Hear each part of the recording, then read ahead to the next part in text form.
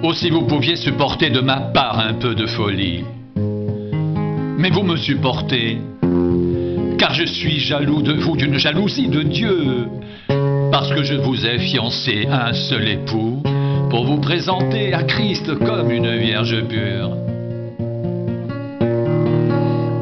Toutefois, de même que le serpent séduisit Ève par sa ruse, je crains que vos pensées ne se corrompent et ne se détournent de la simplicité à l'égard de Christ.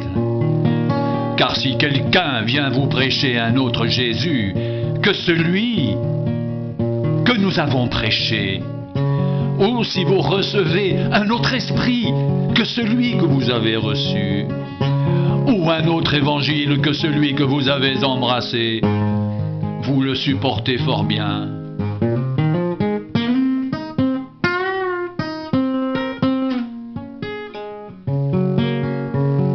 Or, j'estime que je n'étais inférieur en rien à ces apôtres par excellence. Si je suis un ignorant sous le rapport du langage, je ne le suis point sous celui de la connaissance, et nous l'avons montré parmi vous, à tous égards et en toutes choses. Ces hommes-là sont de faux apôtres, des ouvriers trompeurs, déguisés en apôtres de Christ, et cela n'est pas étonnant, puisque Satan lui-même se déguise en ange de lumière. Il n'est donc pas étrange que ces ministres aussi se déguisent en ministres de justice. Leur fin sera selon leurs œuvres.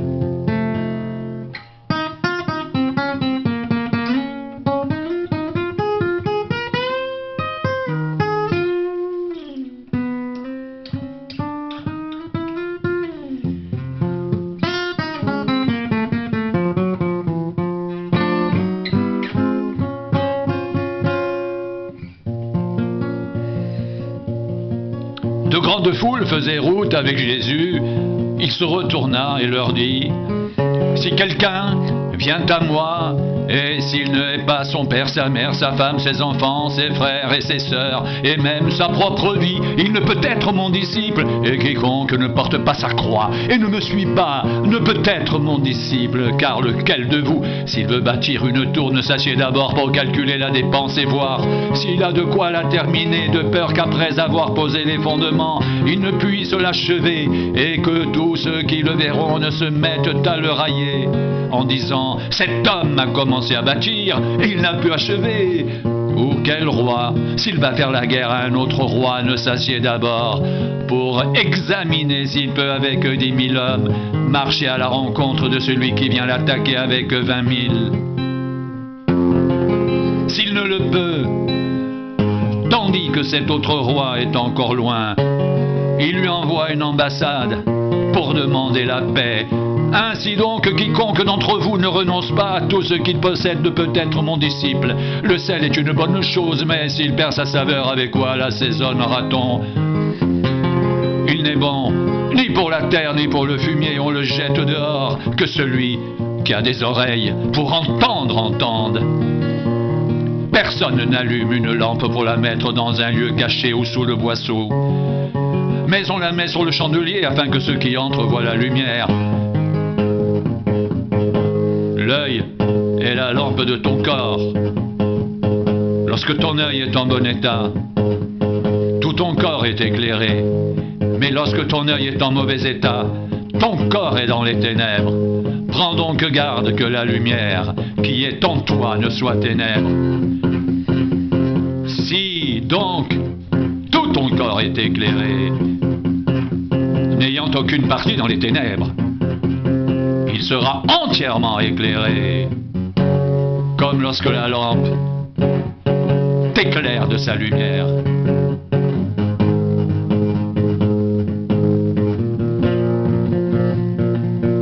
Jésus dit à tous: si quelqu'un veut venir après moi, qu'il renonce à lui-même, qu'il se charge chaque jour de sa croix et qu'il me suive, car celui qui voudra sauver sa vie la perdra, mais celui qui la perdra à cause de moi la sauvera.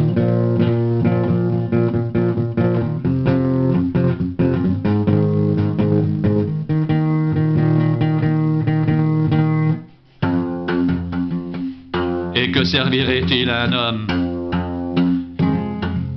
de gagner tout le monde s'il se détruisait ou se perdait lui-même.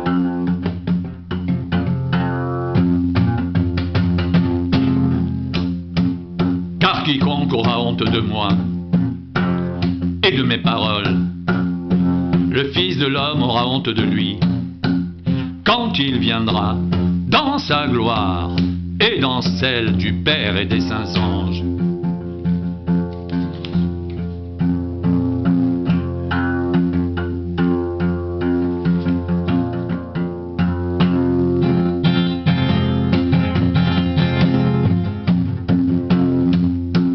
Jésus dit à tous, si quelqu'un veut venir après moi, qu'il renonce à lui-même, qu'il se charge chaque jour de sa croix et qu'il me suive. Car celui qui voudra sauver sa vie la perdra, mais celui qui la perdra à cause de moi la sauvera. Et que servirait-il à un homme de gagner tout le monde s'il se détruisait ou se perdait lui-même?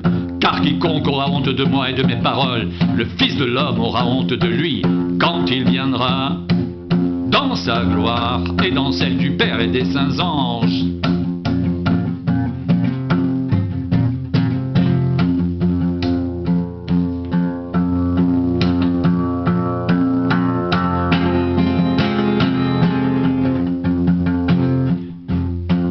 Pendant qu'ils étaient en chemin, un homme dit à Jésus, « Je te suivrai partout où tu iras. » Jésus lui répondit, « Les renards ont des tanières et les oiseaux du ciel ont des nids, mais le Fils de l'homme n'a pas un lieu où il puisse reposer sa tête. » Il dit à un autre, « Suis-moi. » Et il répondit, « Seigneur, permets-moi d'aller d'abord ensevelir mon Père. » Mais Jésus lui dit, « Laisse les morts ensevelir leurs morts, et toi, va annoncer le royaume de Dieu. » Un autre dit, « Je te suivrai, Seigneur, mais permets-moi d'aller d'abord prendre congé de ceux de ma maison. » Jésus lui répondit, « Quiconque met la main à la charrue et regarde en arrière n'est pas propre au royaume de Dieu. »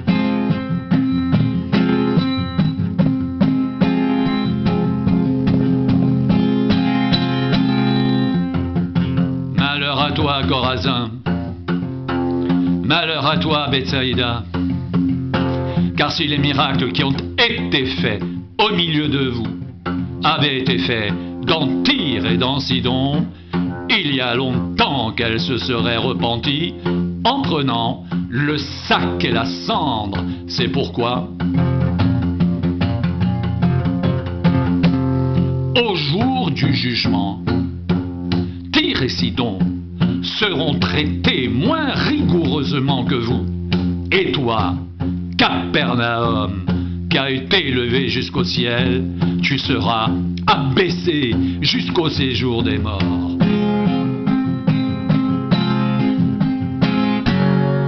Celui qui vous écoute m'écoute, et celui qui vous rejette me rejette, et celui qui me rejette rejette celui qui m'a envoyé. Celui qui vous écoute m'écoute, et celui qui vous rejette me rejette, et celui qui me rejette rejette celui qui m'a envoyé.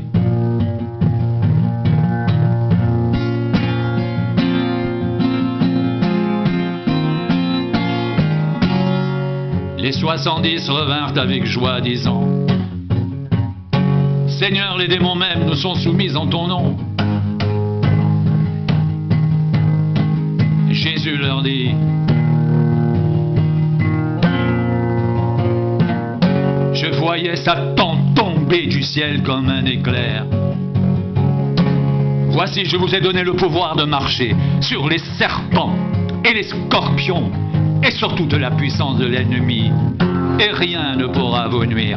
Cependant, ne vous réjouissez pas de ce que les esprits vous sont soumis, mais réjouissez-vous de ce que vos noms sont écrits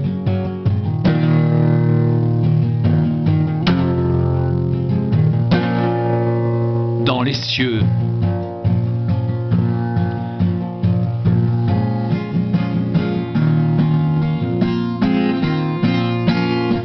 Seigneur, les démons même nous sont soumis en ton nom. Jésus leur dit, je voyais Satan tomber du ciel comme un éclair. Voici, je vous ai donné le pouvoir de marcher sur les serpents et les scorpions, et surtout de la puissance de l'ennemi, et rien ne pourra vous nuire.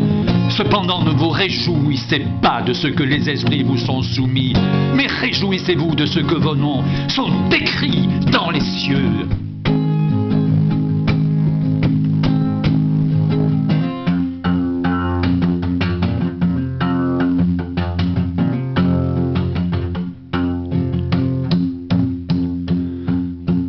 Voici, je vous ai donné le pouvoir de marcher sur les serpents et les scorpions, et sur toute la puissance de l'ennemi, et rien ne pourra vous nuire. Cependant, ne vous réjouissez pas de ce que les esprits vous sont soumis, mais réjouissez-vous de ce que vos noms sont écrits dans les cieux. Cependant, ne vous réjouissez pas de ce que les esprits vous sont soumis, mais réjouissez-vous de ce que vos noms sont écrits dans les cieux. Jésus, traversant les villes et les villages, enseignant et faisant route vers Jérusalem, quelqu'un lui dit, Seigneur, n'y a-t-il que peu de gens qui soient sauvés? Il leur répondit, efforcez-vous d'entrer par la porte étroite, car je vous le dis, beaucoup chercheront à entrer et ne le pourront pas. Quand le maître de la maison se sera levé et aura fermé la porte, et que vous, étant dehors, vous commencerez à frapper à la porte en disant, Seigneur, ouvre-nous, et il vous répondra, je ne sais d'où vous êtes. Alors, vous vous mettrez à dire, nous avons mangé et bu devant toi, et tu as enseigné dans nos rues. Et il répondra, je vous le dis, je ne sais d'où vous êtes. Retirez-vous de moi, vous tous, ouvriers d'iniquité. C'est là qu'il y aura des pleurs et des grincements de dents. Quand vous verrez Abraham, Isaac et Jacob, et tous les prophètes dans le royaume de Dieu, et que vous serez jetés dehors. Il en viendra de l'Orient et de l'Occident, du Nord et du Midi.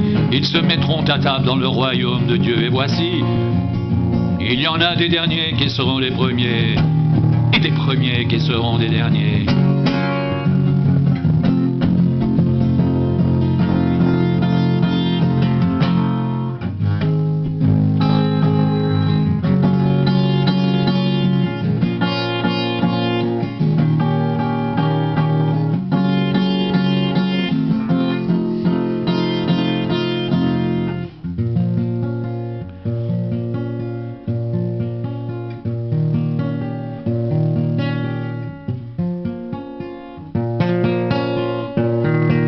Jésus traversait les villes et les villages, enseignant et faisant route vers Jérusalem.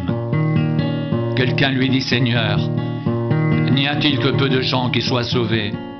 Il leur répondit, efforcez-vous d'entrer par la porte étroite, car je vous le dis, beaucoup chercheront à entrer et ne le pourront pas.